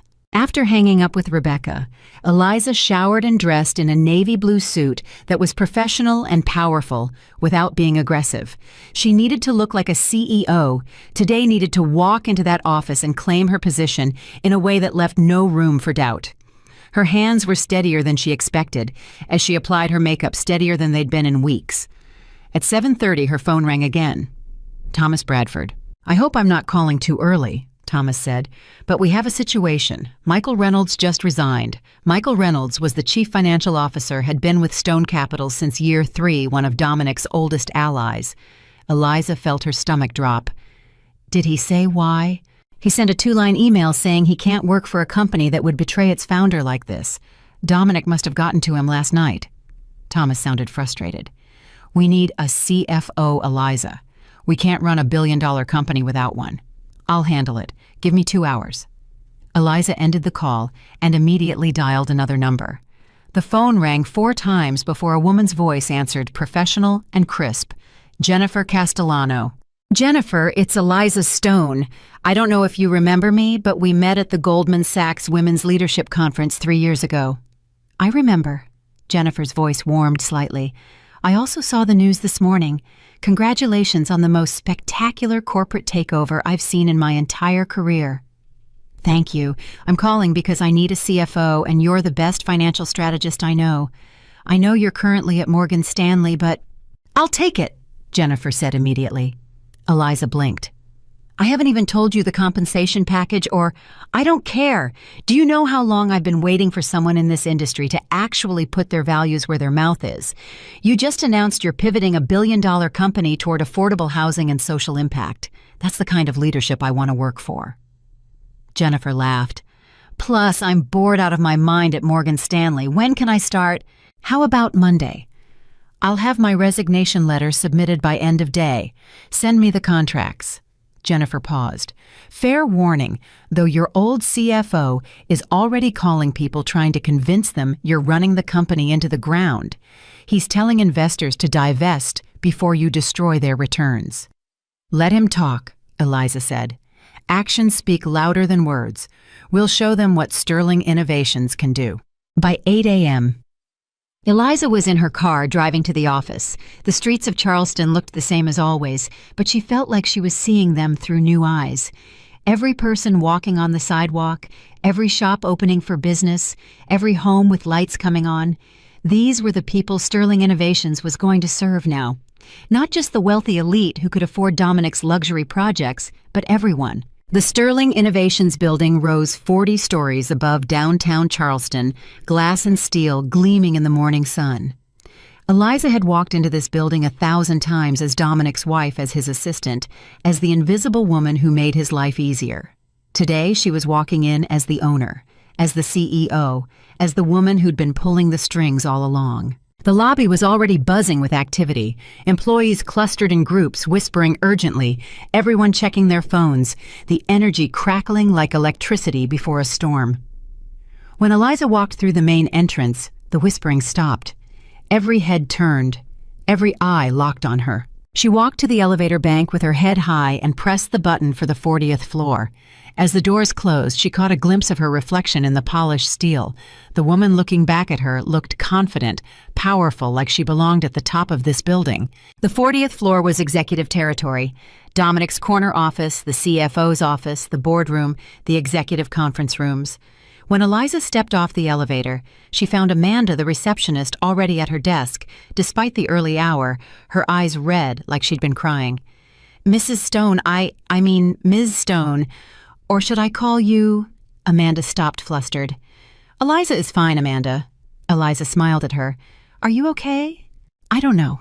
Everything's changing so fast, and I heard Mr. Stone got escorted out by security last night and Michael Reynolds quit, and everyone's saying the company's going to collapse, and I don't know if I still have a job or—" Amanda's voice cracked. "I'm sorry, I shouldn't be dumping this on you." "You absolutely should." Eliza walked over to Amanda's desk and sat on the edge of it. "Listen to me. Your job is safe. Everyone's job is safe unless they choose to leave. I'm not here to destroy this company. I'm here to make it better, stronger, more aligned with values that actually matter. But I can't do that without people like you who keep everything running smoothly." Amanda looked up at her with watery eyes. "Really? Really? Now take a breath and tell me who's in the building already." Most of the senior staff. They've been here since 7. Everyone's in the boardroom waiting for you. Mr. Bradford said you'd want to address everyone first thing." "He's right." Eliza stood. "Is anyone in Dominic's office?" "No. Security cleared it out last night per Mr. Graham's instructions. All of Mr. Stone's personal items were boxed and sent to his apartment." "Good." Eliza walked down the hall toward the corner office that had been Dominic's domain for 15 years. The door was open, and she stepped inside, half expecting to feel something: nostalgia, regret, sadness. But all she felt was a quiet sense of rightness, like a puzzle piece finally clicking into place. The office was massive, with floor-to-ceiling windows overlooking Charleston Harbor, expensive furniture walls covered in awards, and photos of Dominic shaking hands with politicians and celebrities. All the personal items were gone, but his presence still lingered like a ghost, the smell of his cologne faint in the air. Eliza walked to the desk and sat down in the leather chair. It was too big for her, adjusted to Dominic's height, and she spent a minute figuring out the controls to lower it. Then she sat there looking out at the view that had been his for so long and felt something fierce and victorious bloom in her chest. This was hers now, all of it. And she was going to do something better with it than Dominic ever had. Her phone buzzed. Arthur Graham. "I'm in the lobby. Security won't let me up without CEO approval." "Tell them the CEO approves. Come on up." Arthur arrived 5 minutes later, carrying his omnipresent briefcase and looking like he'd already had 3 cups of coffee. "The boardroom is full. Everyone wants to know what happens next. Also, you need to see this." He pulled out a tablet and showed her an email. "Dominic's lawyer sent it an hour ago. They're threatening to sue for wrongful termination and claiming you committed fraud by hiding your ownership stake." Eliza read the email and actually laughed. "They're going to claim I committed fraud by exercising my legal rights as majority shareholder. Good luck with that." "That's what I told them, in slightly more diplomatic language." Arthur put the tablet away. "But we should expect Dominic to fight this. He's not going to go quietly. His ego won't let him." "Let him fight. I have the law on my side and a paper trail 15 years deep. He can't win this." Eliza stood. "Come on, let's go tell everyone what the plan is." The boardroom was packed. The 5 board members sat at the main table, while senior staff filled every other chair and lined the walls. 23 people total, all of them watching Eliza with expressions ranging from supportive to skeptical to openly hostile.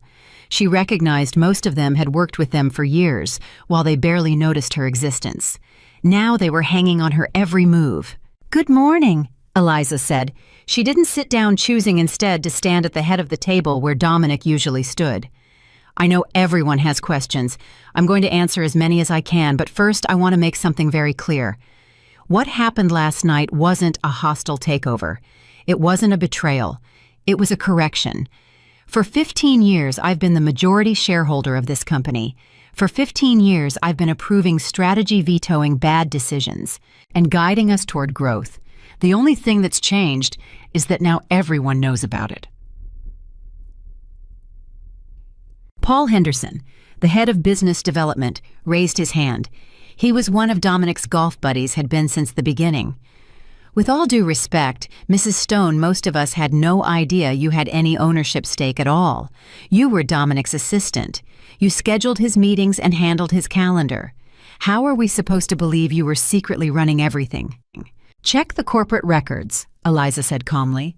Every major decision made in the last 15 years has a corresponding approval document from Ether Holdings. Every acquisition we've made, every expansion we've funded, every strategic pivot we've executed, there's a paper trail showing that Ether Holdings had to approve it first, and I control Ether Holdings. But why hide it? This from Sarah Chen, head of marketing. If you owned the company, why pretend to be just an assistant?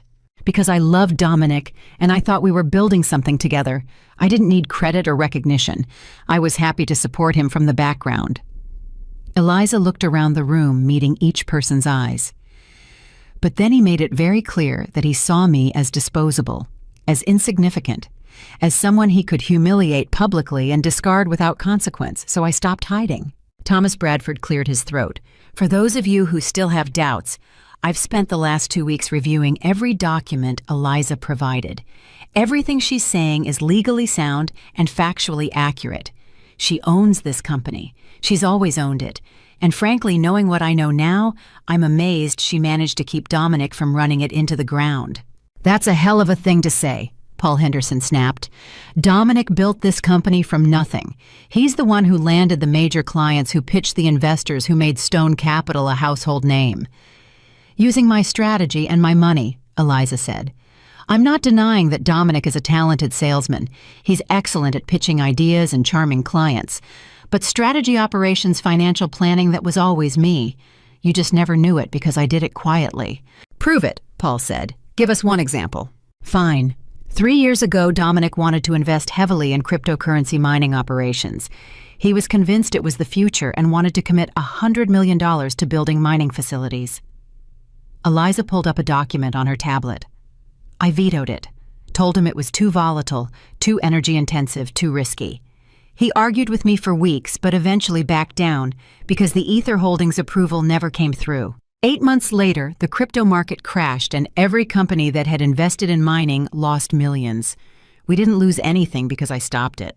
The room went quiet. Several people were pulling out their phones, clearly checking whether this was true. Or 2 years ago, Eliza continued, when Dominic wanted to acquire TechFlow Solutions for $200 million. He thought it would give us a competitive edge in the tech sector. I spent 3 weeks analyzing their financials and discovered they were cooking their books. Their actual value was closer to $50 million, and they were months from bankruptcy. I blocked the acquisition. 6 months later, TechFlow collapsed, and their investors lost everything. Again, we didn't lose a penny because I stopped it. Miranda Chen was nodding slowly. I remember that deal. Dominic was furious when it fell through. He said the investors got cold feet, but it was you. It was me. Eliza set down her tablet. I've been protecting this company from Dominic's worst impulses for 15 years. Now I'm going to lead it openly instead of from the shadows, and I'm going to take us in a direction that actually creates value instead of just extracting it. The affordable housing pivot, Robert Williams said. He was head of operations, a numbers guy through and through. That's going to tank our profit margins. Luxury development has a 40% margin. Affordable housing is maybe 10% if we're lucky. Short-term, yes, our margins will be lower, but long-term we're building goodwill, community support, and a reputation as a company that actually cares about social impact. That's worth more than profit margins. Eliza leaned forward. And frankly, I don't need this company to maximize profits. I need it to do good work. I'm already a billionaire. I don't need to squeeze every last dollar out of Charleston's working class to pad my bank account. Paul Henderson stood up abruptly. This is insane. You're going to destroy everything Dominic built out of some misguided sense of social justice. I can't be part of this. He grabbed his jacket. I resign, effective immediately. Your resignation is accepted, Eliza said calmly. Anyone else? 3 other senior managers stood, all men, all Dominic loyalists. They walked out without another word, leaving the room in tense silence. Anyone else? Eliza asked again. Now's your chance. If you can't support the new direction, I'd rather you leave now than undermine us from the inside. No one else moved. Sarah Chen actually smiled. I'm in. I've been wanting to do purpose-driven marketing for years, but Dominic always said it didn't sell. Let's prove him wrong. I'm in too, Robert Williams said, although I'm going to need to see detailed financial projections before I'm fully convinced this can work. You'll have them by end of week, Eliza promised. Jennifer Castellano is joining us as CFO on Monday. She's coming from Morgan Stanley and she's brilliant. Between the two of you, you'll make the numbers work. The meeting continued for another hour, going over immediate priorities and transition logistics. By the time everyone filed out, Eliza felt exhausted but energized. 4 people had resigned, but 19 had stayed. The ones who remained were the ones who actually believed in what she was trying to build. Arthur waited until everyone else had left before speaking. That went better than expected. I thought we'd lose at least half the senior team. We might still lose more once reality sets in. Eliza walked to the window and looked out at Charleston. Dominic's going to keep fighting.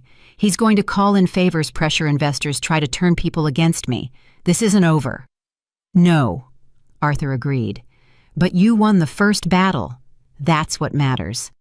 At 11 a.m., Rebecca arrived bursting into Eliza's new office with her laptop bag and a huge grin. Okay, I'm here. Put me to work. What do you need me to do? Over the next 3 hours, the 2 sisters sat in Eliza's office planning the future of Sterling Innovations. Rebecca had a background in nonprofit management and urban development, exactly the skill set needed to pivot the company toward community-focused projects. She pulled up maps of Charleston demographic data housing statistics and started sketching out what an affordable smart city project could actually look like. If we reduce the luxury housing component by 70% and increase affordable units, we can still hit the smart infrastructure goals, Rebecca said, pointing at her laptop screen. Solar grids, AI traffic management community centers, green spaces. We just orient it toward people who actually need it instead of millionaires looking for vacation homes. How much does that change the budget? Eliza asked. It actually reduces costs by about 30%. We're not building marble lobbies and infinity pools. We're building quality housing that people can afford. Rebecca grinned. We could house 500 families for the same price Dominic wanted to spend housing 50 rich people. Then that's what we're doing. Eliza felt something warm spread through her chest. This was what her mother would have wanted. This was what the money should have been used for from the beginning.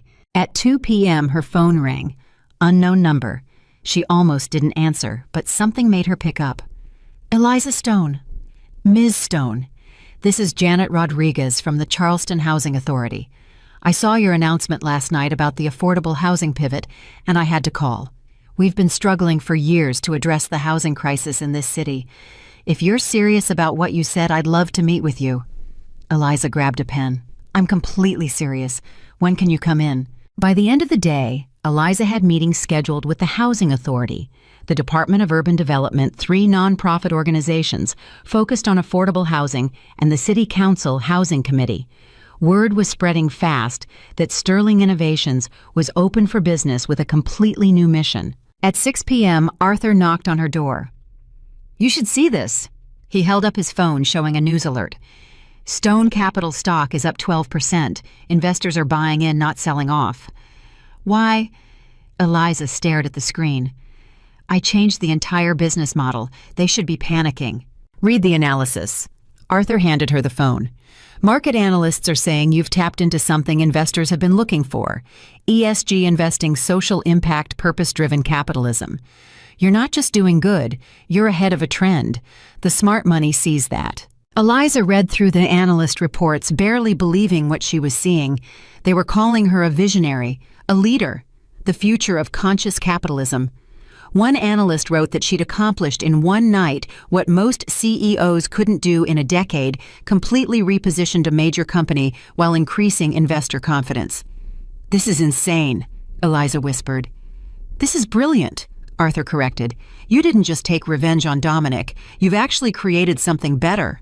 Her phone buzzed with another text, this one from a number she didn't recognize, but the message made her hands shake. "You think you've won, but this isn't over. I built Stone Capital with my bare hands, and I'm not going to let you destroy it. Watch your back, Eliza. I'm coming for everything." Dominic. He'd gotten a new phone after she blocked his old number. Eliza stared at the message for a long moment. Then she screenshot it and forwarded it to Arthur. "Add this to the file. If he keeps threatening me, I want documentation."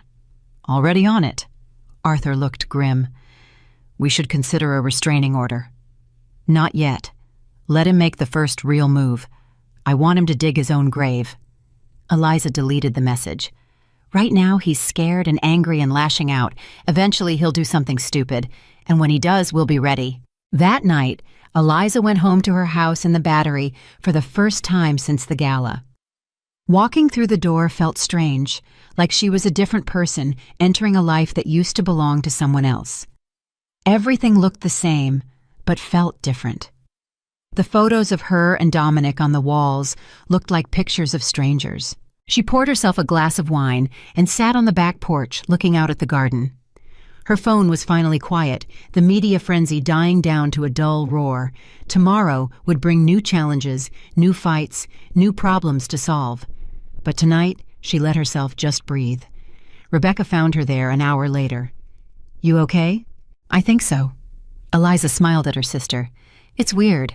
I spent 12 years in this house feeling invisible, feeling like I didn't matter. Now everything's changed and I don't know who I'm supposed to be anymore." "You're supposed to be you," Rebecca said simply. "The real you, not the version you performed for Dominic. Just Eliza, CEO billionaire woman who took back her empire and is going to change the world with it." "No pressure," Eliza said, and they both laughed. Her phone buzzed one more time. Not Dominic this time, but a news alert. She opened it and felt her heart stop. "Breaking Dominic Stone found unconscious in luxury hotel. Possible overdose." Rebecca grabbed the phone from Eliza's hand and read the headline out loud, her voice shaking. "Oh my God, Eliza is he dead? I don't know."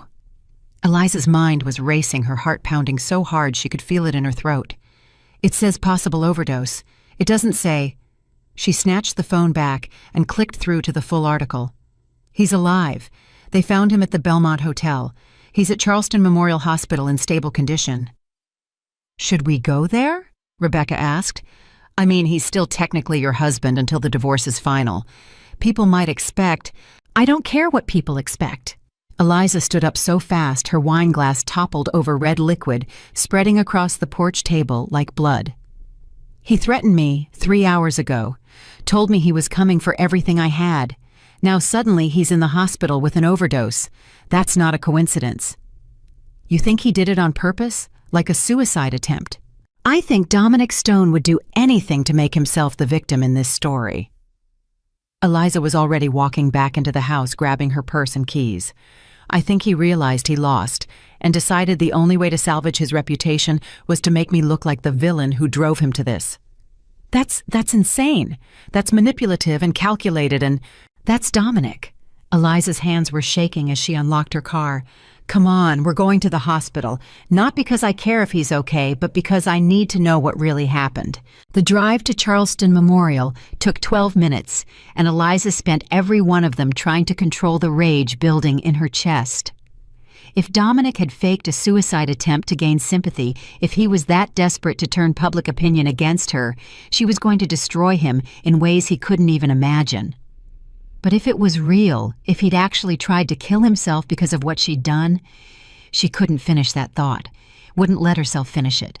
The hospital parking lot was already swarming with news vans, reporters setting up cameras, photographers waiting for any glimpse of drama. Eliza pulled her car into the emergency entrance and jumped out, leaving Rebecca to deal with parking. She pushed through the main doors and walked straight to the reception desk, where a tired-looking nurse glanced up at her. "I'm here to see Dominic Stone. I'm his wife." The nurse's eyes went wide with recognition. "Oh, I saw you on the news. The gala and everything. I'm sorry that must have been—" She caught herself. "Mr. Stone is in room 412, but he's not allowed visitors right now. The doctors are still evaluating him." "Is it true he overdosed?" The nurse glanced around nervously. "I can't really discuss patient information I'm his wife," Eliza repeated harder this time. "I have a legal right to know his condition." "Legally separated though, right?" "The news said you filed for—" The nurse stopped again, clearly uncomfortable. "Look, all I can tell you is he's stable. Whatever he took, they got to him in time. He's going to be fine physically." "What did he take?" "I really can't." "Was it pills? Alcohol? A combination? Did he leave a note?"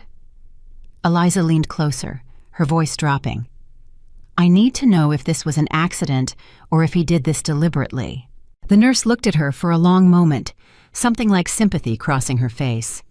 "Between you and me, they found him with an empty bottle of sleeping pills and enough whiskey in his system to kill a horse. But his assistant called 911 within 20 minutes of him taking them, almost like she knew exactly when to check on him. Make of that what you will." Eliza felt ice spread through her veins. His assistant, Sierra Vance. "I didn't get her name. Blonde girl, early 20s, very upset. She's in the waiting room if you want to talk to her." Eliza found Sierra in the 4th floor waiting room, curled up in a plastic chair with mascara smeared down her face and her hands shaking around a styrofoam cup of coffee. When she saw Eliza, she actually flinched, like she expected to be hit. "Mrs. Stone, he didn't mean to. I found him, and I called for help immediately. I swear I didn't know he was going to—" "Stop." Eliza sat down across from Sierra, her voice cold and controlled. "Tell me exactly what happened. From the beginning. No crying, no excuses, just facts." Sierra took a shaky breath. "After the gala last night, he was so angry. He kept saying you'd destroyed him, that you'd stolen everything, that his life was over. He was drinking and making phone calls trying to find lawyers who would take his case, but no one would help him because he didn't have any money to pay them. He called me around midnight and asked me to come to his hotel, said he needed me." "And you went?" "Of course I went. We're engaged. I thought he needed support." Sierra's voice cracked. "But when I got there, he was different. Scary. He kept talking about how you'd planned this all along, how you'd been manipulating him for years, how he should have seen it coming. Then he said the only way to beat you was to make you the villain, make everyone see what you'd done to him." Eliza's hands clenched into fists. "So he decided to stage a suicide attempt. He said if he took just enough pills to look serious but not actually die, if I called 911 at exactly the right moment, the media would crucify you. Everyone would think you'd driven him to it, that you were a cold-hearted bitch who destroyed a good man."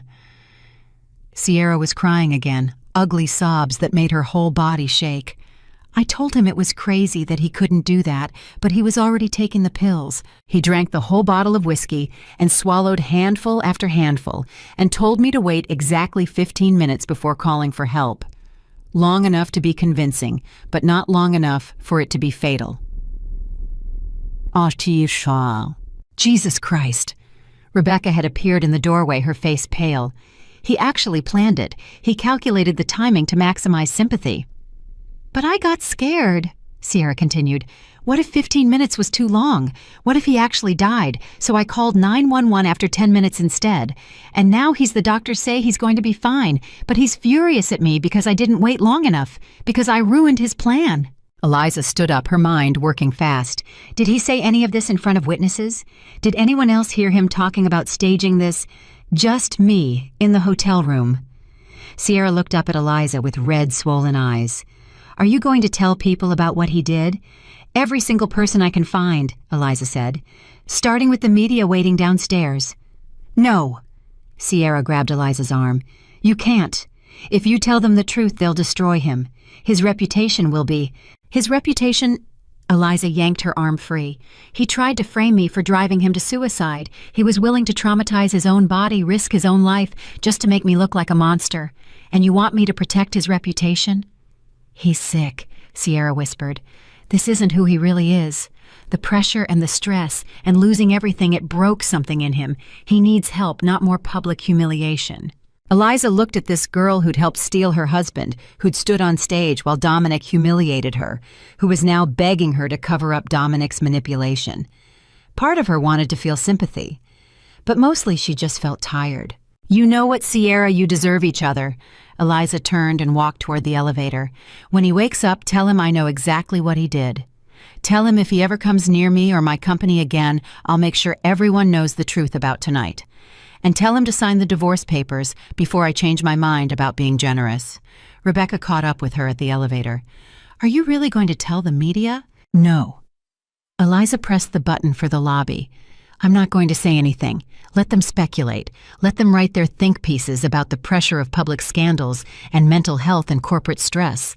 The truth is actually worse for Dominic than any story they could invent." "How do you figure?" "Because if people think he had a genuine breakdown, they might feel sympathy for him. They might think I went too far. But if they just see him as pathetic as a man who lost everything because of his own arrogance and is now falling apart, that's so much more damaging to his ego. And ego is all Dominic has left." The elevator doors opened onto the lobby, where at least 20 reporters were waiting, cameras ready, microphones extended. They swarmed Eliza the moment they saw her shouting questions all at once. "Mrs. Stone, how do you feel about your husband's suicide attempt? Do you think the stress of losing his company drove him to this? Are you planning to reconcile with him after this tragedy? Do you feel any responsibility for his condition?" Eliza held up one hand and the crowd quieted slightly. "My soon-to-be ex-husband is receiving excellent medical care, and I'm told he's going to make a full recovery. That's all I have to say." She started to walk past them, but one reporter blocked her path. "Mrs. Stone, critics are saying you went too far, that publicly humiliating him and taking his company was excessive, even cruel. Do you have any regrets about how you handled this situation?" Eliza stopped and looked directly into the camera. "I have zero regrets about taking back what was legally mine. I have zero regrets about exposing the truth about Stone Capital's ownership, and I have zero regrets about refusing to be invisible anymore. If Dominic Stone is struggling with the consequences of his own actions, that's not my responsibility. I'm not his wife anymore. I'm not his assistant. I'm the CEO of Sterling Innovations, and I have a company to run." She walked past the reporter and out into the parking lot where Rebecca was waiting with the car. Neither of them spoke during the drive home. When they pulled into the driveway, Eliza just sat there for a moment with her hands on the steering wheel, staring at the house she'd shared with Dominic for 12 years. "I should feel guilty," Eliza said quietly. "He's in the hospital and I should feel something. Guilt or sympathy or concern. But I don't. I just feel empty." "That's because you already grieved this marriage," Rebecca said. "You grieved it years ago when he stopped seeing you. Tonight isn't a tragedy. It's just the final confirmation that you made the right choice." Inside the house, Eliza poured herself a drink and sat in the study where she'd spent so many nights planning Sterling Innovations' strategy while Dominic slept upstairs. Her phone was buzzing constantly with messages, but she ignored them all, except one from Arthur Graham. "I heard about the hospital. Are you okay? Do you need anything?" She typed back. "I'm fine. Make sure our PR team has a statement ready, something brief and professional, and have our lawyers draft a restraining order. I want it ready to file if Dominic tries anything else." "Already done. Get some sleep. Tomorrow's going to be intense." But Eliza didn't sleep. She stayed up all night going through files and documents and projections for Sterling Innovations, planning the affordable housing project down to the last detail. If Dominic wanted to play victim, let him. She had work to do. The morning brought a fresh wave of media coverage, but this time the narrative had shifted. The initial sympathy for Dominic was being replaced by skepticism and harder questions. Financial journalists were pointing out that his suicide attempt came suspiciously close to when he would have run out of money completely. Business analysts were noting that his behavior seemed more manipulative than mentally ill. Social media was divided between people who thought Eliza was heartless and people who thought Dominic was a narcissist getting what he deserved. Eliza ignored all of it. She went to the office at 7 a.m. and spent the day in back-to-back meetings about the housing project, interviewing candidates to replace the managers who'd resigned, and working with Jennifer Castellano, who'd arrived early to start transitioning into the CFO role. At 2 p.m., Thomas Bradford knocked on her door. "Dominic's been released from the hospital. He's holding a press conference in an hour at the Belmont Hotel. Thought you should know."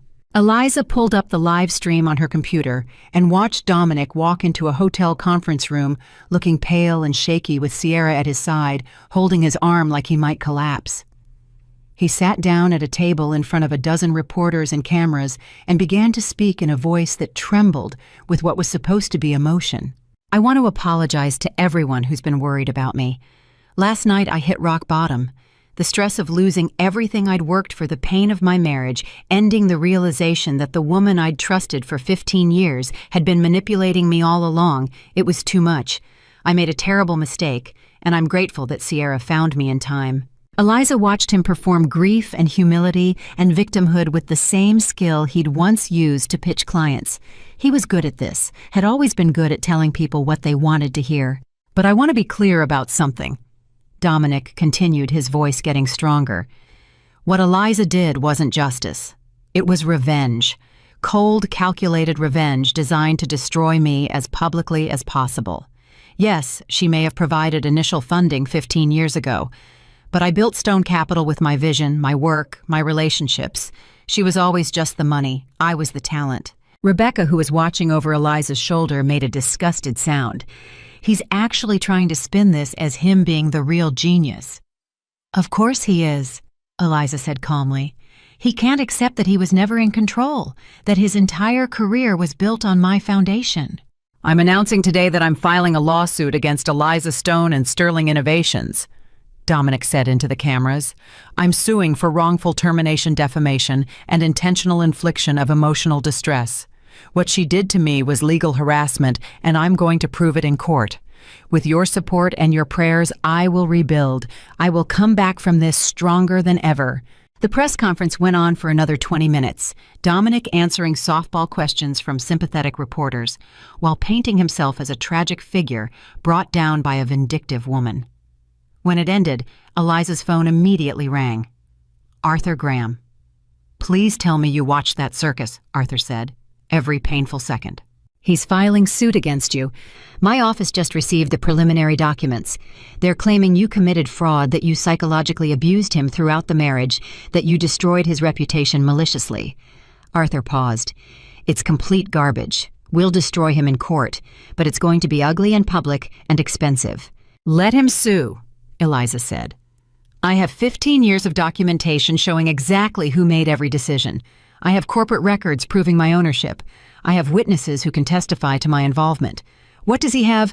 His word against yours, and apparently the sympathy of people who think you went too far. Then we'll educate them." Eliza stood and walked to her window overlooking Charleston. "Schedule a press conference for tomorrow morning. I'm going to tell my side of the story, all of it. Every detail about how I funded his company, approved his decisions, and saved him from his own mistakes for 15 years. If Dominic wants to fight this publicly, we'll fight publicly." The next morning, Sterling Innovations' conference room was packed with reporters, cameras, and photographers. Eliza stood at the podium in a gray suit with her hair pulled back, looking calm and professional and absolutely in control. Rebecca sat in the front row next to Jennifer Castellano and Thomas Bradford, a show of support from her leadership team. "Good morning. I'm going to make a statement and then I'll take questions." Eliza looked directly into the cameras. "My name is Eliza Stone, and I am the founder and majority shareholder of Sterling Innovations, formerly known as Stone Capital. 15 years ago, I invested $4 million of my inheritance money to start this company. In exchange, I received 70% equity. Dominic Stone received 30% equity and the title of CEO. This was always the arrangement. It's documented in our corporate charter, our operating agreements, and 15 years of board minutes. Anyone who claims otherwise is either ignorant of the facts or deliberately lying." Dull. She pulled up a slide showing the original investment documents, the signatures, the dates. For 15 years, I have been the controlling shareholder of this company. Every major strategic decision required my approval. Every acquisition, expansion, pivot, or investment needed sign-off from Ether Holdings, which I own completely. I was not Dominic's assistant. I was his boss. He just never bothered to ask who was really in charge. Another slide appeared, showing a timeline of major company decisions with corresponding approval documents from Ether Holdings. In 2012, I vetoed Dominic's plan to invest in subprime mortgages, saving us from the financial collapse. In 2015, I blocked his acquisition of a fraudulent tech company, saving us $200 million. In 2018, I personally secured emergency funding to prevent bankruptcy when Dominic's risky investments nearly destroyed us. I have done this over and over and over for 15 years. The room was completely silent, every reporter transfixed. Eliza advanced to the next slide. Dominic Stone is now claiming that I manipulated him, that I psychologically abused him, that I maliciously destroyed his reputation. The truth is much simpler. Dominic humiliated me publicly by kissing his mistress on stage at a charity gala. He proposed to another woman while we were still married. He assumed I would quietly sign divorce papers and accept whatever settlement he offered, when I instead exercised my legal rights as majority shareholder. He couldn't handle the consequences of his own actions. She looked directly at the cameras again. I am not a villain for taking back what was always mine. I am not cruel for refusing to stay invisible. And I am certainly not responsible for Dominic's choices in the aftermath of his own public scandal. He created this situation. I simply stopped protecting him from it. The questions came fast after that, reporters shouting over each other. Eliza answered each one calmly and specifically, citing dates and documents and witnesses. She showed emails proving her involvement in major decisions. She showed financial records proving her ownership. She dismantled Dominic's narrative piece by piece until there was nothing left of his victim story but smoke and mirrors. By the time the press conference ended, social media was already shifting again. The tide of public opinion was turning decisively in Eliza's favor. People were calling her a genius, a survivor, a woman who'd been playing chess while everyone else played checkers. The headlines were changing from "Did she go too far?" to "The woman who built an empire in secret," and "How Dominic Stone fooled everyone for 15 years. Arthur called her as she was leaving the building. "Have you seen the latest? Dominic's lawyers just withdrew the lawsuit. They're saying they need to review additional documents before proceeding. Translation: they watched your press conference and realized they have no case." Good. Eliza got into her car and started driving not toward home, but toward the site where the affordable housing project would be built. What about the divorce? His lawyer sent over signed papers an hour ago. No contest, no demands, nothing. He's letting you have everything without a fight. Smart of him. Eliza pulled up to the empty lot and parked, looking at the space that would soon hold 500 families. Make sure the papers are filed immediately. I want this marriage ended as fast as legally possible. Consider it done. Arthur paused. How are you feeling? Honestly, I feel free. Eliza got out of the car and walked onto the lot, her heels sinking slightly into the soft ground. For the first time in 15 years, I feel like I can breathe. Like I'm actually living my own life instead of supporting someone else's. Over the next 2 months, Eliza threw herself into transforming Sterling Innovations. The affordable housing project broke ground with massive media coverage and community support. 3 major foundations pledged funding. The city council fast-tracked the permits. Families started applying for units before construction even began. Jennifer Castellano restructured the company's finances to support the new mission while maintaining profitability. Rebecca built partnerships with nonprofits and community organizations. The board approved new initiatives focused on renewable energy education access and small business development. Sterling Innovations became the model for what conscious capitalism could actually achieve. The business press called it the most successful corporate transformation in decades. Investors who'd been skeptical initially were now fighting to get in. The stock price tripled. Other companies started following Sterling's lead, pivoting toward social impact projects. Eliza was invited to speak at conferences featured in magazines, profiled in documentaries. And through it all, Dominic faded into irrelevance. He tried to start a new company, but couldn't find investors. He tried to write a tell-all book, but no publisher wanted it. He tried to position himself as a business consultant, but no one would hire him. The man who'd once been Charleston's most powerful CEO was now just another failed entrepreneur with a cautionary tale. Sierra left him 3 months after the gala. Eliza heard through the society gossip chain that she'd moved to Atlanta and started dating a tech entrepreneur who actually treated her well. Good for her, Eliza thought. Everyone deserved a chance to start over. 6 months after the gala, Eliza stood at the groundbreaking ceremony for the first completed building in the affordable housing complex. 5 stories of smart apartments with solar panels on the roof, community gardens on the ground floor, and 50 families ready to move in at prices they could actually afford. The mayor was there, the city council, the press, hundreds of community members who'd been waiting years for housing they could access. Rebecca stood beside her as they cut the ribbon, grinning like she'd won the lottery. Mom would have loved this. Yeah, Eliza said softly. She really would have. That night, Eliza sat alone in her study in the Battery House, looking at the proposal her real estate agent had sent over. Someone wanted to buy the house for $4 million. It was too much space for one person anyway, and it held too many memories of a life she didn't want to remember. She signed the acceptance papers and decided she'd buy something smaller, something that was hers alone. Her phone buzzed with a message from Thomas Bradford. Board meeting tomorrow at 9. We're voting on the next expansion phase. Jennifer says we're ahead of budget and ahead of schedule. You did it, Eliza. You actually did it. She smiled and typed back, We did it. This was never just me. But that wasn't quite true, and she knew it. Yes, she had help now. Yes, she had a team.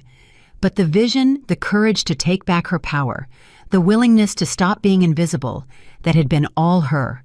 That had been the woman she'd always been underneath, waiting for the moment when she'd finally stop performing someone else's life and start living her own. A year after the gala, Eliza received an invitation to speak at the Harvard Business School. The topic was leadership transformation and the courage to claim your own power. She almost declined, feeling like an imposter despite everything she'd accomplished. But then she remembered standing in that ballroom watching Dominic kiss Sierra, remembered the rage and humiliation, remembered the decision she'd made in that moment to stop hiding. She accepted the invitation. The auditorium was packed with business students, entrepreneurs, investors, people who'd followed her story and wanted to understand how she'd done it. Eliza stood at the podium, looking out at hundreds of faces, and felt something shift inside her, something that had been locked away for so long she'd forgotten it existed. Everyone thinks this story is about revenge, Eliza began, about a woman scorned who destroyed her cheating husband. But that's not what this is. This is a story about a woman who forgot who she was, who spent 15 years making herself smaller to make someone else feel bigger, who finally remembered that she'd always been the one in control and decided to stop pretending otherwise. She talked for an hour about building Ether Holdings, about the decision to fund Dominic anonymously, about the years of working behind the scenes while he took credit. She talked about the moment at the gala when everything clicked, when she realized she didn't have to accept his version of their story. She talked about the fear and the doubt and the absolute certainty that she was doing the right thing. The question people ask me most often is, do I regret how I handled it? Eliza said near the end. Do I wish I'd been more private, more gentle, less dramatic? And my answer is always no, because Dominic humiliated me publicly. He made me watch while he kissed another woman in front of 300 people and proposed to her while we were still married. He tried to make me feel small and worthless and disposable. So I showed him and everyone else exactly who I really was. Not small, not worthless, not disposable. I showed them I was the one who'd built everything he'd claimed as his own. The audience was silent, hanging on every word. Eliza smiled. This isn't a story about revenge. It's a story about a woman who took back her power and used it to build something that actually matters. And if that makes people uncomfortable, if that makes them think I went too far or was too harsh or too cruel, I don't care. Because I'm not performing for anyone anymore. I'm just being exactly who I always was underneath. The owner, the strategist, the founder, the woman who owns the entire empire. The applause was deafening. Students stood and cheered. Professors nodded in approval. After dozens of people lined up to talk to her, to ask questions, to tell her how her story had inspired them to claim their own power, Eliza drove back to Charleston that night feeling lighter than she had in years. The city looked different now, not like a place where she'd been trapped, but like a place she'd chosen, a place she was rebuilding in her own image. Sterling Innovations was thriving. The affordable housing project was expanding. She had purpose and power and a future that was entirely her own. And Dominic Stone, the man who'd tried to make her invisible, was now the invisible one. A footnote in her story. A lesson in what happens when you underestimate someone just because they're quiet.